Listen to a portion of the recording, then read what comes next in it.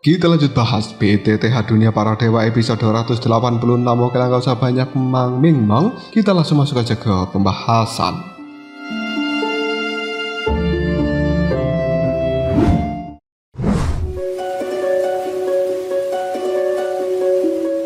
Pertarungan hidup dan mati telah mencapai puncaknya. Di langit saat ini telah dipenuhi hujan anak panah berwarna hitam yang telah diluncurkan oleh Phoenix hantu tulang busuk. Ini adalah jurus terkuat. 10.000 anak panah menembus jantung. Ribuan anak panah yang mengandung kekuatan jahat turun seperti badai maut, siap menghapus keberadaan dari Xiaoyan dan juga kelompoknya. Tidak ada lagi ruang untuk kesalahan. Tidak ada lagi kesempatan kedua. Di tengah ketekanan yang sangat mengerikan ini, Xiaoyan pun membuat sebuah keputusan yang paling penting. Salurkan seluruh doki kalian kepada Long Yi. Perintah itu pun langsung dijalankan. Dalam sekejap saja, doki di dalam tubuh anggota kelompok dari Xiaoyan pun mengalir ke dalam tubuh dari Long Yi. Petir emas kemudian menyambar di sekujur tubuhnya. Armor Dewa Petir berkilauan terang. Tubuh dari Xiaoyi berubah menjadi naga emas raksasa yang sangat megah. Raungan mengguncang langit, namun bahkan Long Yi pun tidak mampu menahan serangan itu sepenuhnya. Ribuan anak panah menghantam tubuhnya tanpa henti, dentangan logam dan juga suara petir terdengar bertubi-tubi. Awalnya Long Yi masih mampu bertahan, tetapi semakin lama kekuatan jahat dari anak panah hitam itu yang telah tersembunyi di dalamnya mulai meresap ke dalam tubuh dari Long Yi, membuat tubuh dari Long Yi bergetar hebat. Aliran doki di dalam tubuhnya pun mulai melambat. Setiap detik terasa seperti siksaan. Namun Long Yi tetap berdiri. Matanya masih menatap lurus ke arah Phoenix hantu tulang busuk tanpa sedikit pun rasa takut.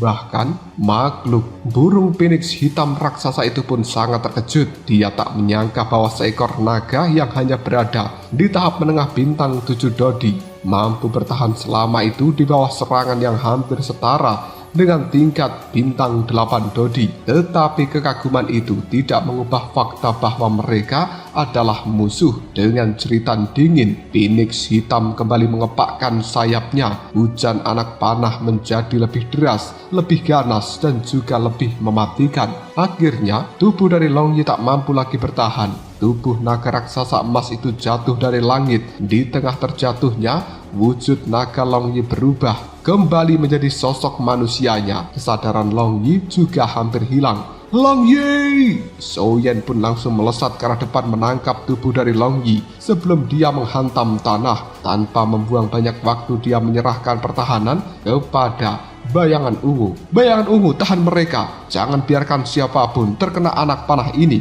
Perintah itu terdengar sederhana, namun semua orang tahu betapa beratnya tugas tersebut. Karena kini mereka harus menghadapi serangan yang hampir setara dengan tingkat bintang 8 dodi tanpa adanya Long Yi. Seluruh anggota tim dari Xiaoyan segera mengalihkan kekuatan doki di dalam tubuh mereka kepada Bayangan Ungu. Aura dari gadis cantik itu melonjak dari puncak bintang 6 dodi menuju tahap awal bintang 7 dodi. Kabut putih mulai muncul di tempat sekeliling, suhu udara turun drastis. Lalu Bayangan Ungu mengangkat tangannya sambil berkata, "Domain es dan salju."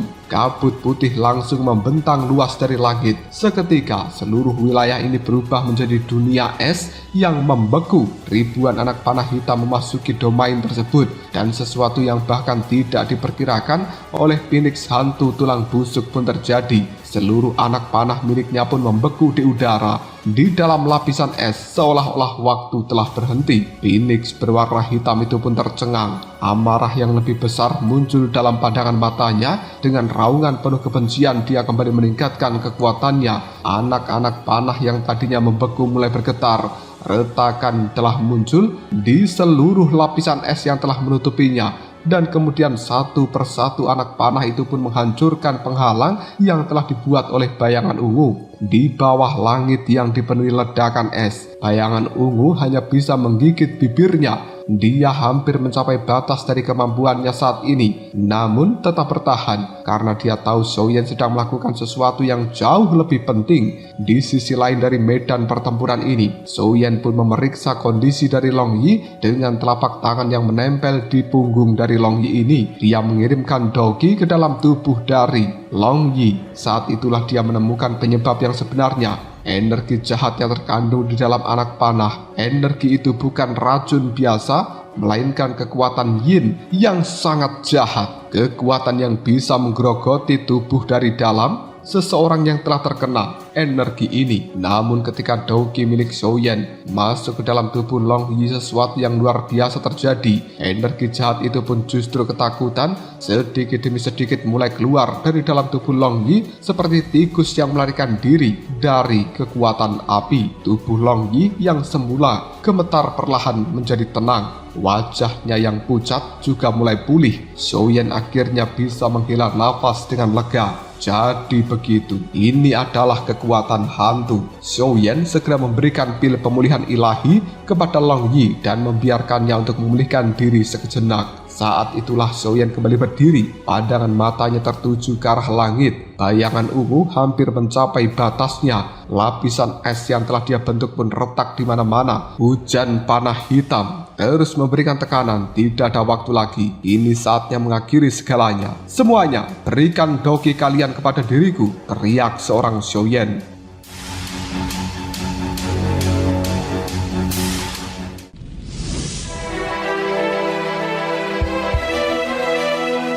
Energi dari seluruh anggota timnya pun langsung mengalir ke dalam tubuh Xiaoyan. Aura Xiaoyan melonjak. Pedang kuno api surgawi yang berada di dalam genggaman tangannya memancarkan cahaya merah menyilaukan. Lalu perlahan dua batu penggiling raksasa hitam dan putih kini telah muncul. Keduanya berputar berlawanan arah dengan suara gemuruh yang membuat seluruh ruang ini bergetar. Aura jiwa yang sangat besar langsung menyelimuti seluruh medan pertempuran. Phoenix hitam raksasa itu yang sebelumnya penuh percaya diri akhirnya merasakan sesuatu yang belum pernah dia rasakan sejak pertarungan dimulai. Ketakutan kini telah muncul dalam pandangan matanya karena dia sadar Xiaoyan baru saja mengeluarkan kartu traf terkuatnya, yaitu roda penggiling jiwa. Pertarungan sengit melawan Phoenix hitam akhirnya mencapai puncaknya. Di tengah hutan yang porak-poranda ini, Xiaoyan dan juga anggota kelompoknya pun berdiri dengan nafas tersengal. Tubuh mereka penuh luka. Energi pertempuran hampir habis. Wajah semuanya dipenuhi dengan kelelahan. Namun satu hal yang membuat mereka tetap tersenyum adalah kenyataan bahwa mereka masih hidup. Mereka berhasil mengalahkan lawan yang hampir mencapai tingkat bintang 8 Dodi. Musuh terkuat yang pernah mereka hadapi sejauh ini yang tak lain adalah burung Phoenix hitam yang merupakan burung Phoenix hantu tulang busuk. Di langit, bola api hitam kemerahan yang sebelumnya membungkus tubuh dari burung Phoenix hantu tulang busuk perlahan jatuh ke tanah. Jeritan terakhir dari makhluk itu telah lama menghilang. Tidak ada lagi perlawanan, tidak ada lagi aura mengerikan yang menekan jiwa. Ketika bola api itu benar-benar padam, semua orang akhirnya bisa menghela nafas panjang. Ketegangan yang selama ini menekan dada mereka seolah runtuh dalam sekejap. Akhirnya, apakah dia mati juga? Gumam King Mu'er dengan mata yang berkaca-kaca. Xiaoyan tersenyum pahit sambil menghapus cairan merah di sudut bibirnya. Iya, akhirnya dia mati. Jika Long Yi dan juga bayangan ungu tidak menahan sebagian besar kekuatannya terlebih dahulu, maka hasil pertarungan ini mungkin akan berbeda. Kelompok dari Xiaoyan bisa menghela nafas lega. Mereka kemudian tertawa karena telah lolos dari maut. Tawa yang terasa jauh lebih berharga daripada kemenangan itu sendiri. Namun rasa penasaran mereka segera mengalahkan kelelahan ini. Mereka bergegas mendekati sisa-sisa tubuh dari Phoenix hitam. Makhluk yang hampir mencapai bintang 8 Dodi itu telah habis terbakar oleh kekuatan api surgawi milik Xiaoyan. Yang tersisa hanyalah tumpukan abu berwarna hitam. King Mu'er segera mengibaskan tangannya. Abu pun berhamburan berbagai arah. Di balik tumpukan abu itu sebuah inti binatang iblis berkilauan telah muncul, memancarkan cahaya yang sangat indah. Namun bukan itu yang membuat mereka terkejut. Di samping inti dari binatang iblis itu terdapat sebuah tulang belakang berwarna merah sepanjang lebih dari 2 meter yang masih utuh dengan sempurna. Bagaimana mungkin? Soyen pun mengernyitkan dahinya. Seluruh tulang lain telah habis menjadi debu, tetapi tulang belakang dari burung phoenix hitam ini tidak mengalami kerusakan sedikit pun. Bahkan kekuatan dari api surgawi tidak mampu menghancurkannya. Ada sesuatu yang sangat aneh pada tulang ini. Feng Bao menatap tulang belakang itu dalam waktu yang cukup lama sebelum pada akhirnya dia berkata pelan, "Aku punya firasat. Mungkin benda inilah yang sebenarnya telah mengendalikan burung phoenix hitam." Semuanya menoleh. Xiaozhan bertanya, "Apa maksudmu?" Feng Bao kemudian menjawabnya, "Bagaimana jika tulang belakang ini menyerap seluruh esensi dan juga daging dari phoenix? Bagaimana jika makhluk yang kita lawan sebenarnya hanyalah sebuah wadah saja?" Ucapan dari seorang Feng Bao ini hanyalah sebuah dugaan yang terdengar gila. Namun semakin dipikirkan semakin masuk akal. Untuk membuktikannya, Xiaoyan segera mengeluarkan sebotol cairan merah dari monster bintang 6 Dodi dari dalam cincin penyimpanan. Perlahan dia menuangkan cairan merah itu ke atas tulang belakang, dan sesuatu yang cukup mengejutkan pun terjadi. Cairan merah tersebut langsung diserap habis tanpa tersisa satu tetes pun. Bahkan warna merah pada tulang belakang itu menjadi semakin pekat. Kelompok dari Xiaoyan terdiam. Kemudian Xiaoyan mengeluarkan bangkai dari monster bintang 6 Dodi tahap puncak. Dia melemparkannya tepat di atas tulang belakang yang berwarna merah tersebut. Dalam hitungan detik saja, tubuh dari monster itu mengering seperti tanaman yang telah kehilangan seluruh air. Dagingnya lenyap, darahnya lenyap, tulang belakang yang berwarna merah ini telah menyerap segalanya. Kini tidak ada lagi keraguan, benda itu memang hidup atau setidaknya memiliki kesadaran tertentu. Dia memakan cairan merah dan juga memakan daging serta menyerap esensi kehidupan. King Mu'er bergumam, "Kalau begitu, apakah benda ini bisa hidup kembali?" Pertanyaan seperti ini membuat kelompok dari Xiaoyan saling berpandangan satu sama lain. Tidak seorang pun dari mereka tahu jawabannya. Namun rasa penasaran mereka jauh lebih besar daripada rasa takut. Xiaoyan menarik nafas panjang dan kemudian dia berkata, "Kalau memang bisa hidup kembali, kita harus siap menghadapi kemungkinan yang paling buruk, termasuk jika dia lahir sebagai monster hampir mencapai bintang 8 Dodi."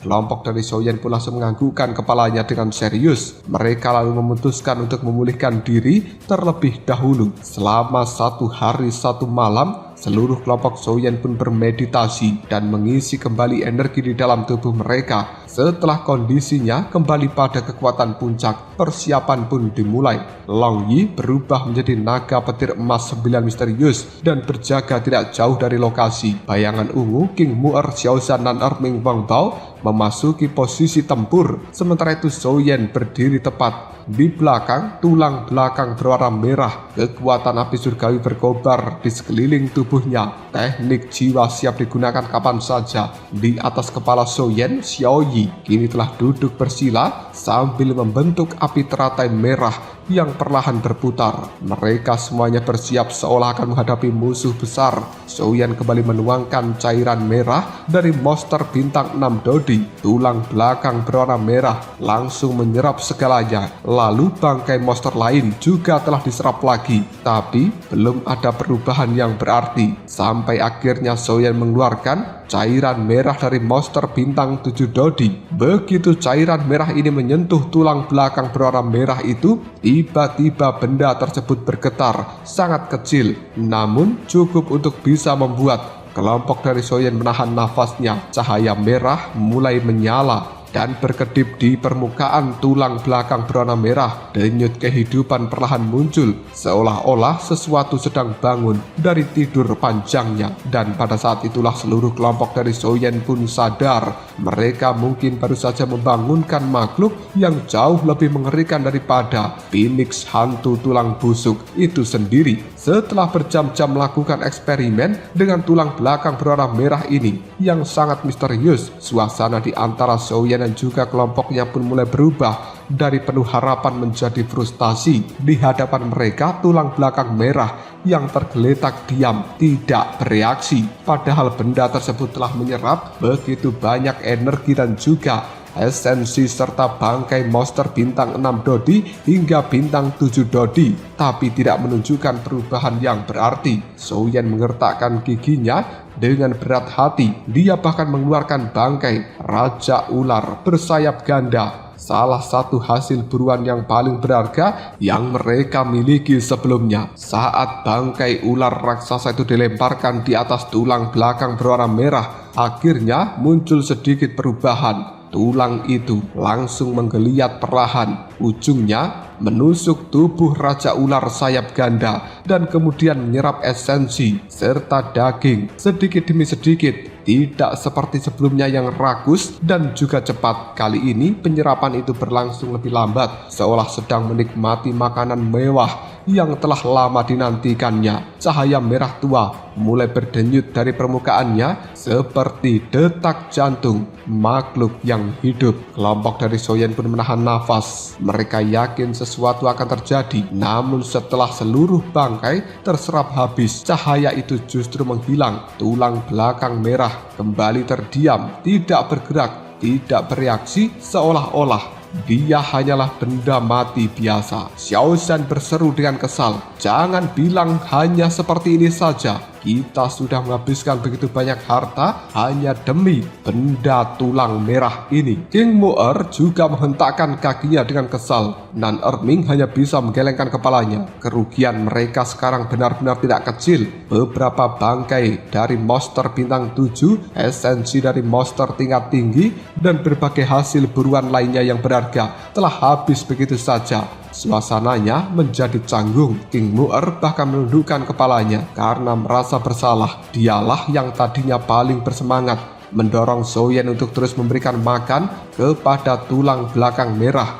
Saat semua orang mulai menyerah, bayangan ungu tiba-tiba memperhatikan sesuatu. Dengan polosnya dia menunjuk tulang belakang merah tersebut. Bukankah bentuk dari benda ini seolah-olah seperti cambuk? Semuanya pun langsung menoleh. Awalnya mereka hanya menganggap itu sebuah candaan dari bayangan ungu, tapi setelah diperhatikan dengan lebih seksama, ternyata memang benar. Susunan ruas-ruas dari tulang belakang berwarna merah ini memang sangat mirip dengan cambuk panjang. King Mu'er langsung bersemangat. Semakin kulihat, memang semakin mirip dengan cambuk sih. Xiaoyan dan juga yang lainnya pun hanya tersenyum. Menurut mereka itu mustahil. Tulang yang keras seperti itu mana mungkin bisa dijadikan cambuk yang sangat lentur. Tetapi demi menyenangkan King Mu'er, mereka tetap menganggukkan kepalanya tanda setuju. King Mu'er bahkan mengambil cambuk kesayangan miliknya yang kemudian membandingkan dengan tulang belakang berwarna merah itu. Dan tepat pada saat itulah sesuatu yang tak terduga pun terjadi. Tulang belakang berwarna merah sebelumnya tidak bergerak tiba-tiba menggeliat hidup. Dengan kecepatan yang luar biasa dia melesat yang kemudian melilit cambuk berwarna merah milik King Mu'er. King Mu'er pun terkejut dan langsung melemparkan cambuk merahnya, sementara yang lainnya pun segera memasuki posisi bertarung. Mereka mengira benda itu akan menyerang, namun yang terjadi justru lebih aneh.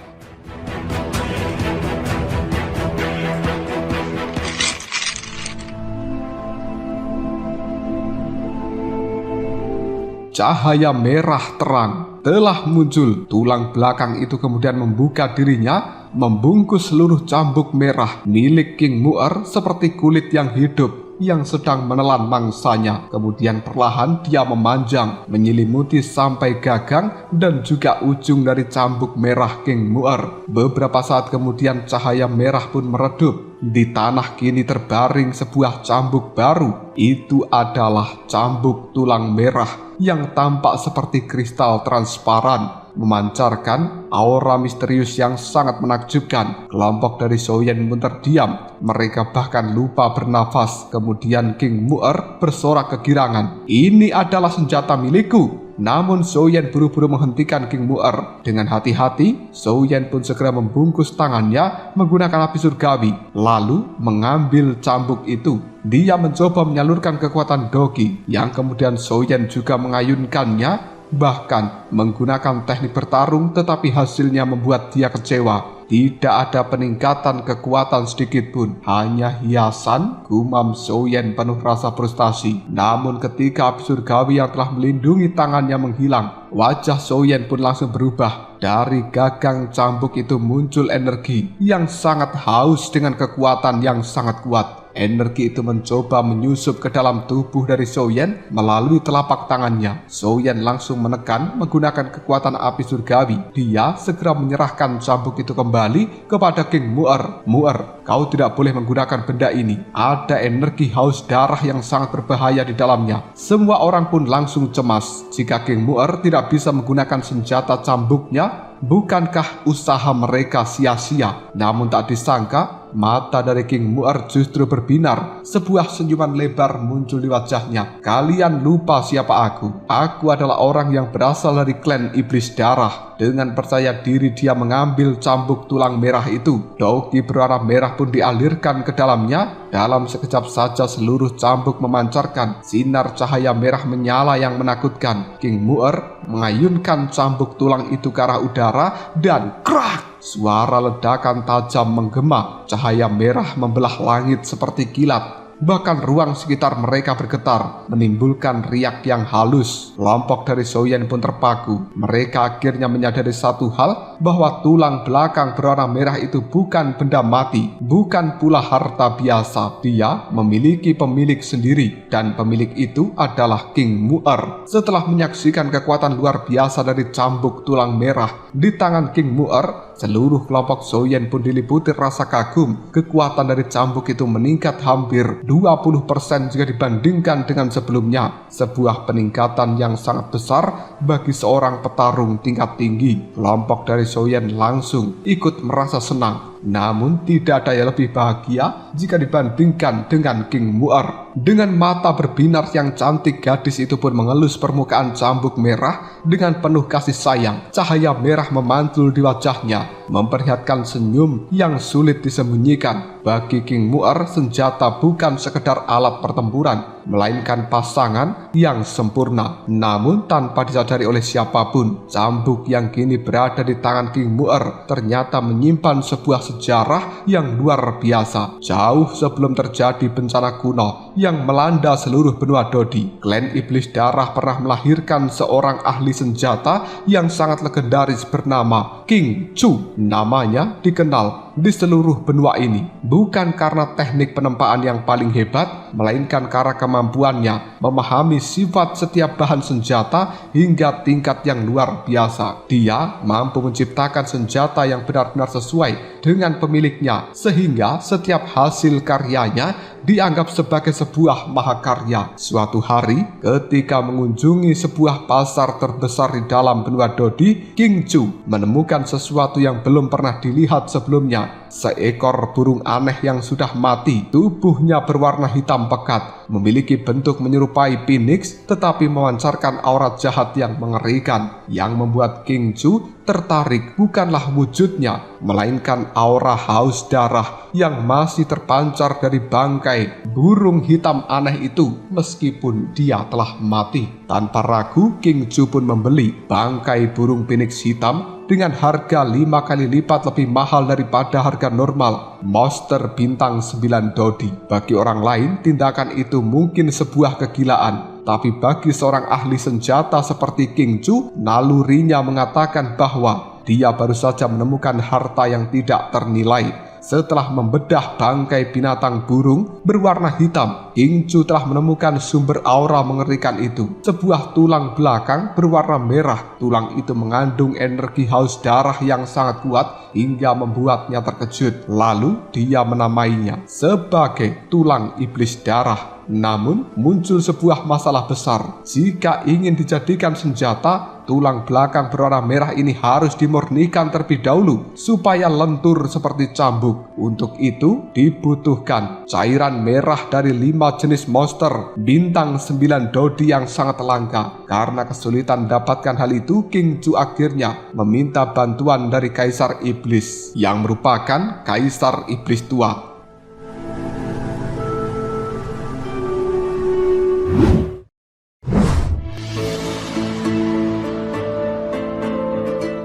Setelah memeriksa tulang itu, Kaisar Iblis tua langsung mengenali asal-usulnya. Ternyata pemilik tulang tersebut adalah makhluk legendaris yang hampir punah bernama Phoenix Hantu Tulang Busuk, seekor monster hasil persilangan antara burung phoenix dan juga binatang darah tulang busuk. Makhluk yang diburu oleh klan Phoenix selama bertahun-tahun karena dianggap mencemari garis keturunan murni mereka. Bahkan Kaisar Iblis tua pada saat itu tak mampu menyembunyikan kekagumannya. Dia pun segera menyiapkan cairan pemurni tulang menggunakan cairan merah 5 monster bintang 9 Dodi dan juga berbagai ramuan langka. Namun sesuatu yang tidak pernah dia bayangkan terjadi begitu tulang iblis darah dimasukkan ke dalam kuali. Cairan pemurnian yang sangat berharga itu menyusut dengan sangat cepat, seolah-olah sedang diminum oleh sesuatu yang tidak terlihat. Hanya dalam hitungan menit saja seluruh cairan itu pun habis tak tersisa. Tulang belakang berwarna merah menyerap segalanya. Kaisar Iblis tua pun tercengang. Makhluk itu sudah mati, namun tulangnya masih memiliki kehendaknya sendiri, masih memiliki rasa lapar, masih memiliki keinginan untuk menyerap cairan merah. Dengan rasa penasaran yang semakin besar, Kaisar Iblis tua menuangkan sebotol cairan merah dari monster bintang 9 Dodi ke dalam kuali. Kali ini penyerapannya berhenti. Tulang itu terdiam, tidak bergerak, seolah-olah sedang menunggu sesuatu, dan sesuatu yang bahkan Kaisar Iblis tua pada saat itu belum mampu memahaminya. Dan kini setelah jutaan tahun kemudian, tulang yang sama itu telah menemukan pemilik barunya. Dia adalah King Mu'er,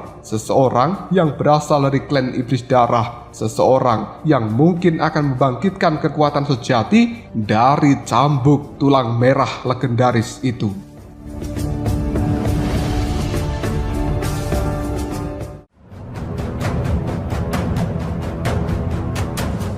Lalu, apakah yang akan terjadi selanjutnya? Seperti apakah kekuatan maksimal dari senjata cambuk tulang merah baru di tangan dari seorang King Mu'er? Jika kalian penasaran, tunggu aja jawabannya di next video. Kopral Shot.